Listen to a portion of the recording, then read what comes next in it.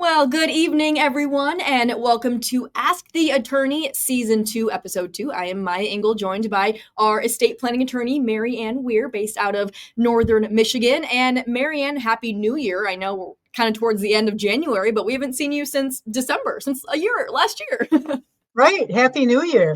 It seemed, everything was kind of hectic after the first of the year. So we, just getting started now, I think is a great time. And I'll tell you, I need a little reprieve from this weather. Oh my So gosh, I yes. would say to talk to Joe Charlevoix, but I saw his videos. So from Yep. Florida.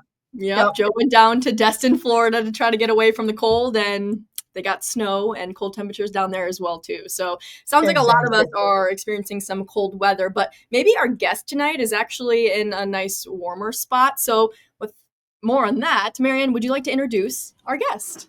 I'd love to introduce our guest. And I have to say, he was pretty forward thinking and left the cold weather and is now in Arizona, right? Unlike those of us who are dealing with negative temperatures right now and icy roads. So at any rate, this is Jon Braddock. I think of him as a friend. I think of him as very influential in the community, the larger community of estate planning attorneys and estate planning professionals. And as I've told you, I have a large network of people around the country. Jon is part of that network, and he's also part of helping build that network for me. So he's just got amazing stories. And so I think, Jon, I'll let you introduce yourself. I know you're an author, you're a podcaster, you've designed systems. I mean, you've done a lot in the area of estate planning. So I'll let you. Well, thank you very much, Maryann, and thank you, Miya, for having me on tonight. It's a pleasure to be here.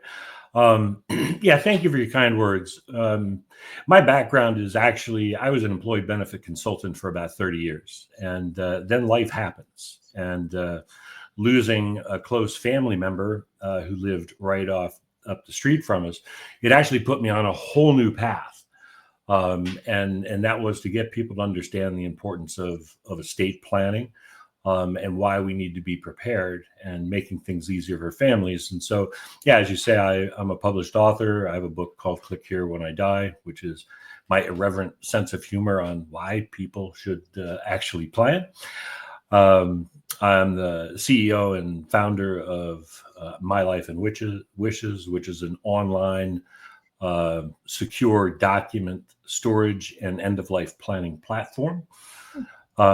That's used by people all across the globe, actually, but here in the U.S., predominantly used by estate planning attorneys like yourself, Maryann, who make this available through their work for their clients. And I'm the host of a podcast called Estate Planning Nightmares and How to Avoid Them, which is probably what I enjoy the most because I talk with wonderful estate planning attorneys from around the country, much like Maryann. We have fun conversations and we share stories. And some of the stories that I hear are nightmares. They have a lot of similarities, but they all have one thing in common. That is, they are all completely avoidable if people would simply plan. So that sounds a lot like an episode that we did last year, Maryann. We talked about a lot of the do's and don'ts of estate planning and what can go wrong. And so it's interesting that you have a full podcast of all of the things that could go wrong. But just really, like you mentioned, Jon, highlights the importance of the work that attorneys like Maryann are doing.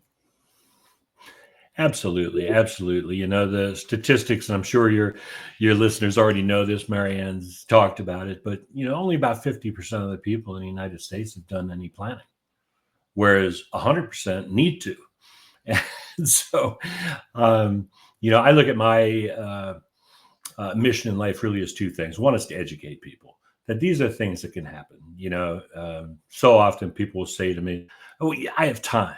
I can plan for that later." And my response is, this is not taxes. We don't, we know the date of April 15th, right? But I don't have a crystal ball when I'm going to be here. And as I tell people, death is not just for old people. We see it every day and it's unexpected. And some of the biggest tragic situations that I have seen and hear about are, young couples with small children who have done no planning. There's guardianship issues, family fights that last, in some cases, a lifetime, where family members don't talk again, and probate issues that last years. I think that's interesting that you bring up the young family. That is a passion of mine. It's hard to pull them into the office, right? Because it's time, they've got money, they need to spend their money in other places. There's a lot of other things going on. But the fact is, when you stop and think about it, and you have your most precious cargo is your children, and you haven't planned for them, that's a hard pill to swallow.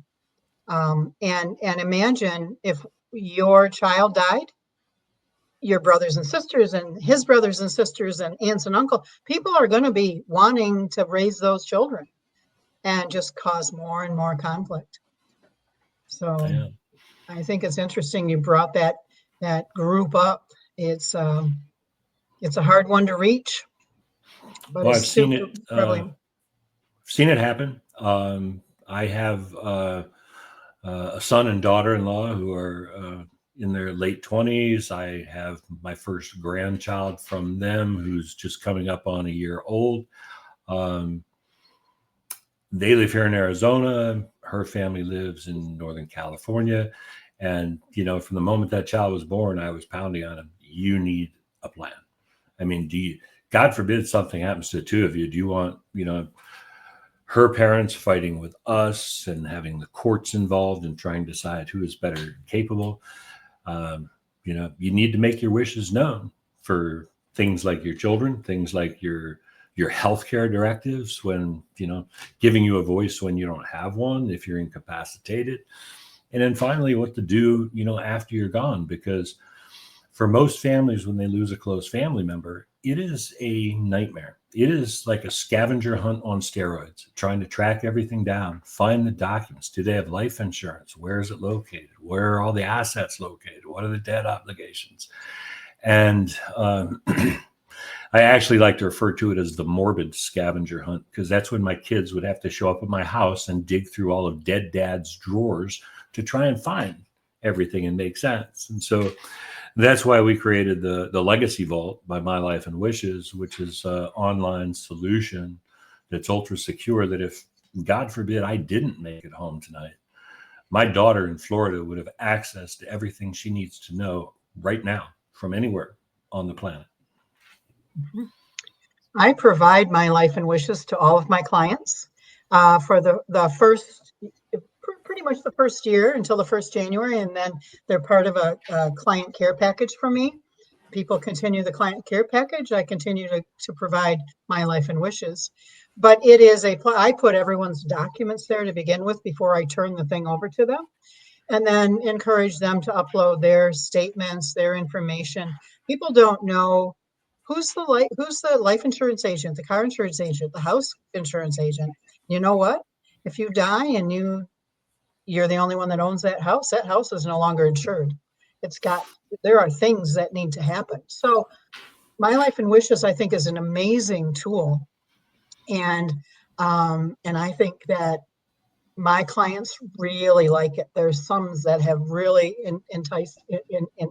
embraced it. I have one person that is a security guru, like an IT security guru. They were a little uncomfortable until they tested the security, and he's like, it's it's as solid as it's going to be, right? So he felt comfortable uploading his information to it. I love the tool. I can see all kinds of benefits for it. Sounds like it just makes things easier to have everything in one place that is easily accessible. It is Exactly. easily accessible from anywhere, right? So Yeah. if your family wasn't in Arizona and they were in Michigan freezing, they could still get to it. Exactly. Well, and as I say, our story was when my father-in-law died, and he lived right up the street from us. It took us nearly a year digging through boxes and things to try and track everything down and find where everything was located. And my Some Secrets Shouldn't Be Taken to the Grave story is we found a safe deposit box key with no identifying bank. And so we went to the two banks. We absolutely knew he banked it. No box. Now, the man saved stuff, right? So imagine the 80-year-old man, been in the house for 40 years, his home office, he never threw anything away. It was a mess. So I'm starting to think, he probably had a box at one time, but he couldn't find the key when he went to close it, right? And so it got left behind. Well, my wife, she wasn't convinced. So she kept scratching at that itch. And so after 2 weeks of contacting every financial institution within the geographic area, she finds a box on the north side of the city that only he and the bank knew existed. And of course, he wasn't saying anymore. Inside that box was 752 paper shares of IBM stock. Wow. Yeah. And, the thing is, it's like, well, I have time. I'll make sure family knows where everything is located when it happens. And that's why there are, literally billions and billions of dollars in unclaimed assets that are floating around out there because people pass away and they haven't shared with family. And when we went through this experience, my first thought was, if something happened to me, my kids would not know who my attorney is, who my financial advisor is, accountant. They wouldn't know the banks I banked at, the kind of accounts I have. They wouldn't know if I had life insurance and where to find it. They wouldn't know if I had a trust or a will. They wouldn't know how to take down my 457 digital identities. All the things are on auto pay and recurring pay. And instead of them being able to, be sad and grieve, they'd be confused, stressed, anxious, frustrated, angry. Because they have to do all this heavy lifting. And so the reason we designed the platform is to really make things easier for those we love, to save that scavenger hunt. And that really is the goal of creating an estate plan, is making things easier for your loved ones when you are gone. And like you mentioned, you just really never know when that could happen. Everyone wants to think, I'm going to live to 100. I have time to tell my family about all this. But let's be honest, that for most of us, we won't live that long, and you really just never know when it will be your time. So this is a question for both of you, Maryann and Jon. Would you say one of the biggest things that maybe holds people back from creating a plan is that thought of, I have time, I'm young, I'm not going to die anytime soon? I think so. And I think that they think of it as, maybe it's easy to think of it as a heavy conversation. I'm talking about when I die. No one comes in my office and talks about when they die. I mean, we talk about their stuff, what they want to do with their stuff. We talk about their wonderful kids. We talk about the things that they want to help. But it's not about, of course you're preparing, right? But it's not, no one comes to my office. And the other day I had people taking selfies of me as they were leaving. So I think it's a reasonably good experience. Yeah, it's funny. People do. I mean, no one wants to talk about death, right? Mortality. But as I tell people, it's only death. Lighten up. You're not going to be you're not going to be the first one. Near as I can figure it, human beings have been on this planet for about 300,000 years, and I'm pretty sure I'm not a mathematician, but I'm pretty sure my odds of 1 out of 1 of us are pretty close that we're not going to live forever, right? And so we need to think about it. It's not comfortable, but it's important that we do so. And I remember being in my late 20s. I was immortal until I saw a couple of friends that I had gone to school with die in the late 20s, and then you start to realize immortality is only for Superman, apparently. Exactly. So and I'm not him. And the other thing that I hear from people too, Maya, which is really interesting, I'll have people say, well, it's bad luck. Talk about death. Uh-huh. And it's like, what do you mean? Well, if I talk and then plan for it, well, then it's going to happen. And it's like, and so here's my analogy. And I'm pretty sure I can say this on your live stream, but we talk about sex all the time. It does not make us pregnant. talking about death, I'm pretty sure, is not going to make us dead. So, so therein, people, are all the excuses. You don't have a crystal ball. You're not going to live forever, and talking about it will not make you dead. Therefore, get your planning done. Get your planning done. Go Yeah. see Maryann up there in the north. I mean, the roads are treacherous up there, from what I understand at the moment. So please make a plan. Make a plan, or don't go to the grocery store. One of the two, right? Yeah. You Right. can't stay away from the grocery store forever. Yeah, it is treacherous up here. And both of you know that I also had a life-changing event that brought me full circle into becoming so passionate about this practice area. And I have never been sorry. And I live every day for my son, who, by the way, was Superman, and he died at 33.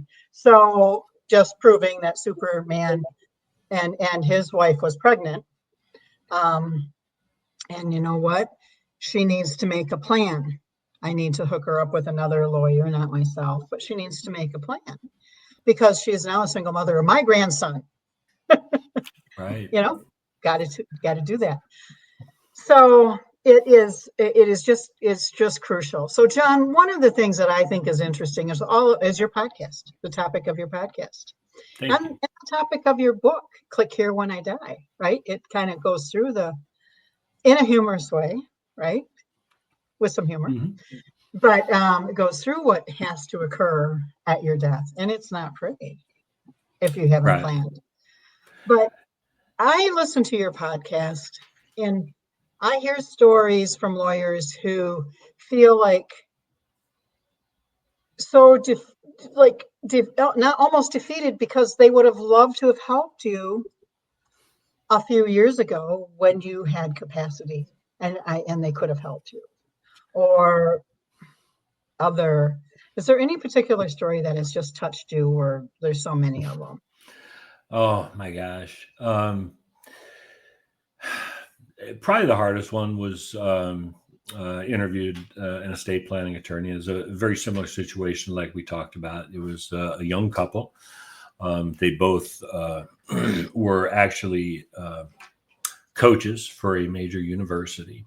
They had 2 young children. They thought they were going to have time to do their planning. They were in a tragic car accident one night, hadn't done the planning. And there was a lot of family involved. Parents in 2 different states, aunts and uncles, initially the children, had to go to foster care because there weren't people right around and close to take care of them. And that fight lasted forever. And then the other one that really shocked me probably the most is, so a couple gets married. They're a younger couple. He hadn't met with an estate planning attorney or done any things. He owned the house when he and his wife got together. He died tragically. He hadn't changed any of his beneficiaries on his insurances. They were all to his brother. And his wife, now with young children, was not working. Here's a scenario. Other than a few assets that by state law that they were in would go to his wife, all the life insurances that he had, which were fairly significant, were going to the brother. The house, she was not properly titled on, but she was on the mortgage. So now she had to make house payments on a house that she didn't own, technically, at the time. And to make matters worse, she's selling the house, moving in with her parents, trying to find a job, and her brother-in-law not giving her a dime to take care of, his niece and nephew, right? And yeah, it's just shocking. And this stuff happens, which is why, probably the thing I enjoy the most is doing the podcast and hearing the stories, because I want people to hear the things that happen.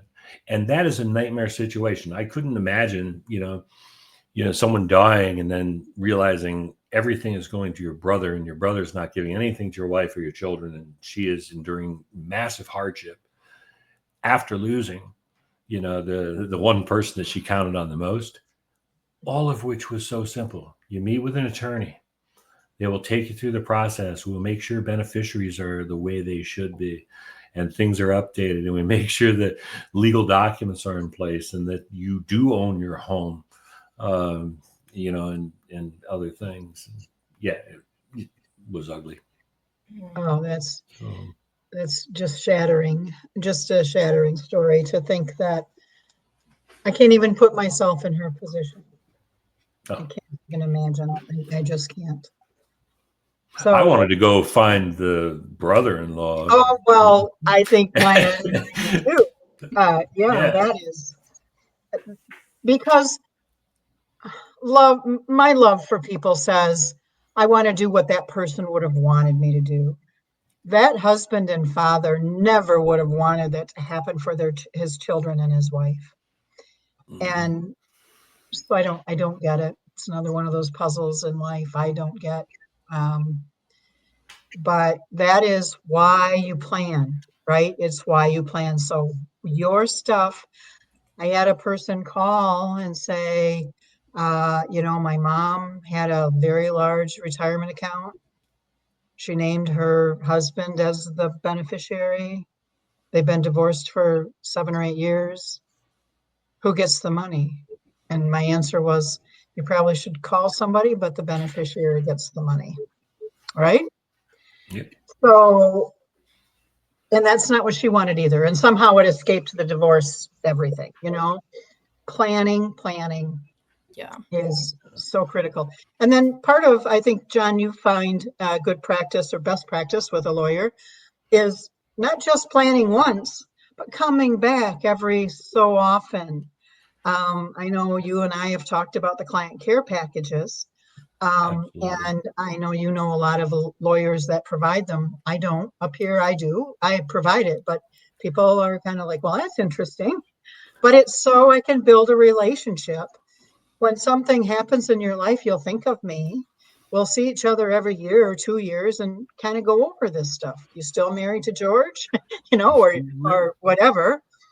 And it's just so critical. Or as you say, you own your house alone, but your children, what are you going to do here? You have no planning. So there's a lot more to estate planning than just, it's not transactional. It's not like once and done, right? A lot of people think it's a one and done, and it's not, because life changes. I mean, especially if you're doing an estate plan and a trust for people, to keep things private. And, the real purpose of that trust is to keep the family out of court at the end of the day. But a lot of people simply have a will. And even if they simply have a will, yes, they're still going to have to go through probate and do other things, but at least they're expressing what they want to have happen, guardians and those kind of things. But here's the thing. When we were going through my father-in-law's stuff, digging through boxes, I said to Michelle, I said, honey, I have good news, I have bad news. She said, well, what's the good news? I said, the good news is I finally found the will. She said, oh, that's great. She said, what's the bad news? Now, before I answer that question, he died in 2013, so we're talking 11 years ago at this point. Okay. Obviously, been an adult for a long time, as had my wife, right? So she says, what's the bad news? I said, the bad news is it looks like you have to move to Milwaukee and live with Aunt Jean and Uncle Ed. Right? That document was 40 years old. Things change. So yeah, it's not one and done. Get a plan done, put it in place. And then at least every couple of years, review your life circumstances. Things change. I mean, hey, I visit with my estate planning attorney every year because, my wife and I have 6 kids between us, and, who knows, between now and next year, I might decide I don't like one of them anymore. I might need to change something. Oh. So you spoke of, I'm sorry. No, go ahead, Maryann. Oh, I was just going to say, you spoke of your passion is education. Mine is as well. That's why Maya and I do these live streams, is to really educate people. And I just wanted to kind of shamelessly plug that I am doing a workshop, a lunchtime workshop. Buy your lunch if you want to come back to Michigan, Jon. But on February 4th in Suttons Bay at the VI Grill. And if you want to register, I made it, try to make it easy. It's planwithmaryann.com. I was going to put it in the comments, but I was having trouble getting into the comments. But just come in and register, come have lunch with me. We'll talk about this stuff, we'll get things going. But it's in Suttons Bay, planwithmaryann.com. Planwithmaryann.com. All right, I put it in the comments. And you can register. Yep. It's February 4th. Yep. So, well, yeah, Jon might have to book a flight, come up to. I know. Michigan. Come on back up. We still have a couple of kids that are still in Wisconsin, so I can make the whole trip. There you go. Cut a car off like Michigan, and you'll be here. Exactly. Yeah, I don't know if that ferry is running though right now. not unless they put ice skates on it. Mm-hmm. There you go. There you go. What I was going to say though, something that I think is very interesting about our conversation is both you, Maryann, and you, Jon, kind of got into this topic, this industry based on similar experiences. You both went through incidents that made you realize the importance of having an estate plan, and now you are both trying to help other people. And I think for so many of us, you don't have that mindset until something like that happens to you. So what you both are trying to do is tell everyone, listen, don't go what our family or what we went through. Get ahead of it, get a plan done. And that way you don't have to be the one going through all of this while grieving a loved one and then learning, oh my gosh, if only my loved one or if only this person would have had a plan, we wouldn't be having to suffer and go through all of this additional just pain and struggle while, again, still grieving with someone. That's Absolutely. Perfect, Maya. Yeah, you summarized it perfectly. Why, I know I'm in it. I'm pretty sure Jon's in it like that. And I will say that so often people that do come into my office for a plan, and there's quite a few, they're coming in because they experienced something like that in their family. Sometimes they've experienced the good part though. Hey, my dad had a trust. Everything was great. Boom, boom, boom, boom. We're done. I want that. Yeah. Right. So I do have both happening. So, and that's a good thing. Yeah. And I know for me, this is something I've shared with you, Maryann, but I've watched my parents go through this when my mom lost her parents. They didn't have any sort of plan. My grandma was very young, definitely didn't expect to pass away that young. And just seeing everything that my mom had to go through made me realize, okay, mom and dad, you guys, you need to have your plan together because selfishly, I don't want to have to go through all of the things that you had to go through when you guys are gone. So I know for me now, just based on seeing that and then all the things that we've discussed, Maryann, just how important this is. And I know that I'm going to certainly be on top of all this. And I've been telling my family too that, yep, time to get going. I had a couple come over from your hometown the other day. Oh, no kidding. I did. Yep. That's awesome. Yep. So, and that's across the state, Jon. Yep. Wow. From Alpena, Michigan. Alpena, Michigan. Yeah. Yep. Yeah. Well, what I tell people, and you're exactly right, and people say, well, do I really need a plan or why should I plan, that kind of stuff? And I said, well, let me ask you one question. What do you want the experience to be like for your family after you die? Now, if you want to make it easy for them and show some love, planning, I think, is the greatest final gift you can leave to your family. If you're one of those people that has the mentality, and there are those out there that say, well, someone will figure it out. I'm dead. What the heck? So be it. But you don't realize the emotional and the financial impact that will have on your families. It will. It will. It's very sad. Yeah. Well, we are running out of time. So really quick, I want to just plug Maryann and Jon. As always, I have Maryann's contact information in the description to this live stream. But Jon, if people want to listen to your podcast, get a hold of your book, maybe contact you or look into My Life and Wishes, how can they do that? Yeah, absolutely. My Life and Wishes is www.mylifeandandwishes.com. It's our website. You can find a lot of valuable information there in the podcast section. They can find links to my podcast, but the podcast is called Estate Planning Nightmares and How to Avoid Them, which is on YouTube and Apple and Spotify and iHeartRadio. And my book, Click Here When I Die, is available on Amazon. All right. Well, there you go. And if anyone has any questions for me, or anyone has an interesting story they want to share and be on the podcast, they can certainly email me at Jon, which is JON, at mylifeandwishes.com. I'm going to put that in the comments. So Perfect. Jon at mylifeandwishes.com. Yeah. And anyone is welcome to send me an email if they have questions or want to learn more. Always happy to help. I'm on a mission to help 1 million families avoid the nightmare that we live through. That's a great goal. So, and I can't do it alone, which is why I work with wonderful people like Maryann. Yes. It's been a great meeting, Jon. You met him very early in my estate planning career, and he just really lit my fire, more than it was lit, right? I mean, just really. So yeah, it's been great. It is great. Well, So Jon, thank you for joining us, Jon. Yes, thank you so much. It was so great to have you on guys. Ask the Attorney. We really appreciate it. And Maryann, I will see you again on our next episode. So season 2, episode 3 next month. And just a reminder for all you folks watching, you can always send us any questions. So, the name of our segment is Ask the Attorney. So if you have any questions for Maryann at any point, you can always send them to our newsroom email. That is just newsroom@upnorthlive.com. And we will be sure to answer all of your questions during our next segment. But thank you so much for joining us tonight. Oh, go ahead, Maryann.